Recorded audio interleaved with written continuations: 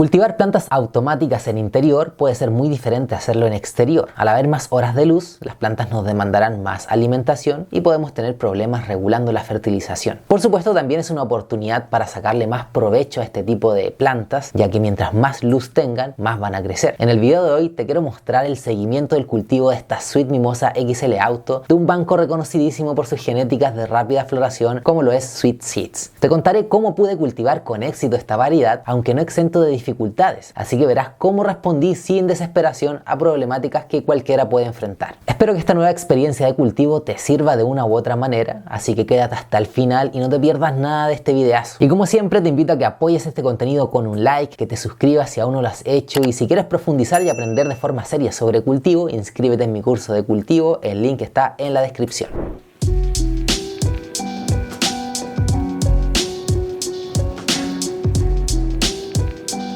La paciencia es sagrada en los primeros días de crecimiento de nuestras plantas. Desde que germinan hasta que empiezan a desarrollar sus raíces, pueden pasar algunos días en los que casi no veamos crecimiento. Sé que puede ser preocupante, sobre todo cuando se cultivan autoflorecientes que tienen un ciclo corto, por lo que es en este punto en donde es muy importante mantener la calma. Ser pacientes, constantes y aprender a cuidar nuestras plantitas son habilidades que se van desarrollando cultivo a cultivo.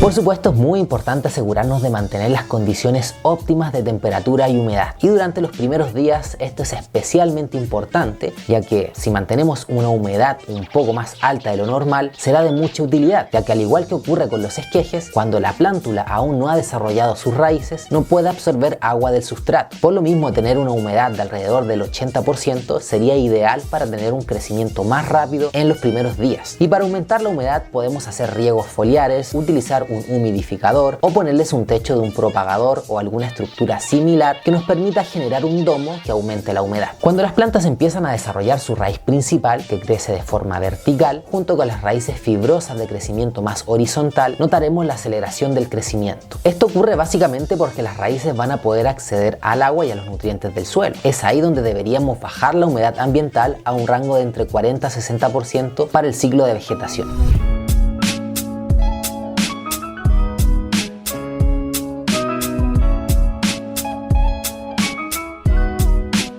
Respecto al riego en la superficie, en los primeros días no suelo superar los 250-300 ml y lo hago de forma uniforme sin saturar el sustrato. Además, procuro que entre cada riego haya un periodo breve en el cual el sustrato se mantenga seco o la maceta liviana, esto para promover que las raíces respiren. A medida que las plantas crecen, el riego es importante hacerlo por toda la superficie del sustrato y de esta forma las raíces de crecimiento horizontal comenzarán a expandirse hacia las paredes de las macetas en busca de humedad. A medida que la planta toma forma y se fortalece, genera nuevos brotes y más hojas, por lo que también se va haciendo presente la necesidad de fertilizar. La planta necesita nutrientes para su crecimiento y si no se los damos, su crecimiento será lento, menos productivo y tendremos más problemas. En este caso cultivé con sustrato del tipo light, que contiene elementos como turba, humus y perlita, que generan un medio aireado y óptimo para el desarrollo de las raíces de este tipo de plantas. La combinación del agua y elementos orgánicos del sustrato activan la microbiología necesaria para un óptimo crecimiento en los primeros días. Por lo mismo, personalmente no uso ningún tipo de nutriente o producto en las primeras 2 o 3 semanas desde la germinación, solo riego con agua. La intensidad lumínica junto con el agotamiento de los recursos del sustrato hace necesario el uso de fertilizantes. En este caso, después de la segunda semana, comencé a fertilizar con un producto orgánico embotellado alto en nitrógeno. En los lugares donde hay grow shops encuentras fertilizantes para vegetación de distintas marcas. Si en tu ciudad no hay grow shops, te recomendaría hacer tu propio suelo en base a materia orgánica, microorganismos y minerales para que solo tengas que regar con agua. De hecho, en mi curso de cultivo hablo más sobre este tipo de alternativas en profundidad. El fertilizante lo mezclaba en una proporción de 2 ml por litro de agua y así fui regando con esta solución 2 a 3 veces por semana, que era el riego que me demandaban estas plantas. En mi caso, al incorporar los fertilizantes, el pH del agua baja desde alrededor de 7.8 a cerca de 6-6.2 y la electroconductividad del agua, por su parte, la manejo según esta tabla e intento en general acercarme a estos parámetros. A veces, por experimentar, subo la fertilización al principio de la floración, pero hay algunas plantas que lo toleran mejor que otras, como te mostraré más adelante.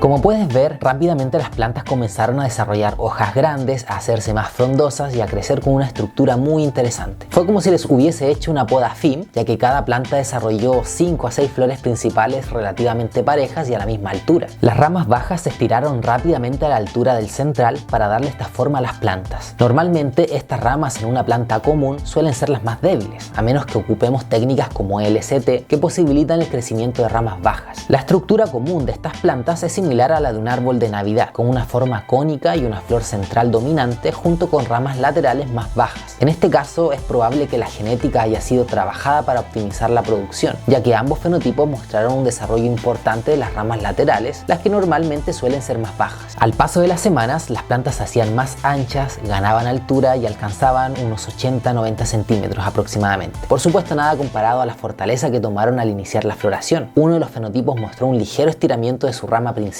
ganando un poquito más de altura comparativamente a las ramas laterales que venían creciendo de forma muy pareja.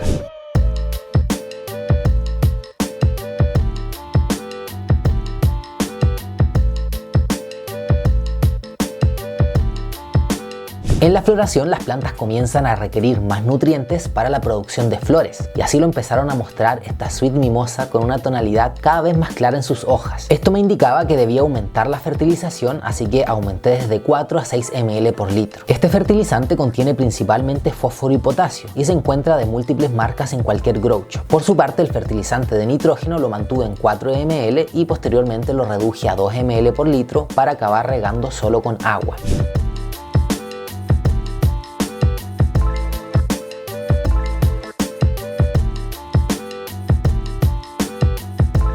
Después de una semana, una de las plantas mostró que el régimen de fertilización no le estaba funcionando. Supuse que tenía un problema de acumulación de sales por la sintomatología de las hojas. Como ya estaba muy adelantado en el ciclo de floración y no quería hacer un lavado de raíces ni estresar de sobremanera esta planta, decidí suspender toda fertilización antes de lo programado. Si necesitas diagnosticar con mayor precisión, más allá de lo visual como lo hice yo, puedes regar hasta que se sature el sustrato y escurra agua para poder medir la EC. Si la EC estuviera en un rango de 2 a 3, puede indicar una sobrefertilización. Ojo, esto depende de cada variedad porque hay algunas que responden mejor a otras a una mayor fertilización. Si consideras necesario, puedes hacer un lavado de raíces o, como lo hice yo, suspender la fertilización y regar con abundante agua hasta el punto de saturación en los riegos siguientes hasta acabar el ciclo.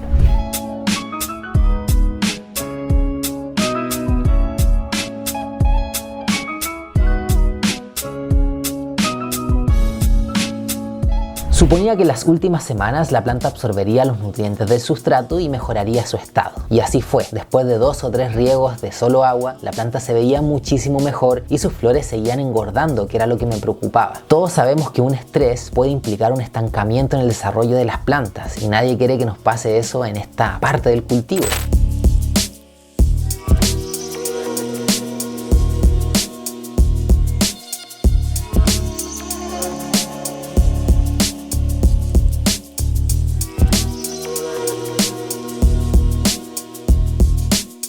Finalmente, los últimos 12 días del ciclo del cultivo de esta Sweet Mimosa XL Auto, decidí sacarlas a exterior donde aún habían bajas temperaturas por las noches. Así que las plantitas iban a terminar el ciclo tomando un poco de frío, y esto les ayudaría a expresar esas tonalidades moradas y rojizas muy atractivas que mencionaba la descripción en la página de Sweet Seeds. Así fue como empezó la senescencia, ese proceso natural de envejecimiento y muerte de las células de las plantas, que se ve reflejado primero en las hojas más viejas hasta extenderse por toda la planta. Las hojas y tejidos se vuelven amarillos y eventualmente se secan y caen.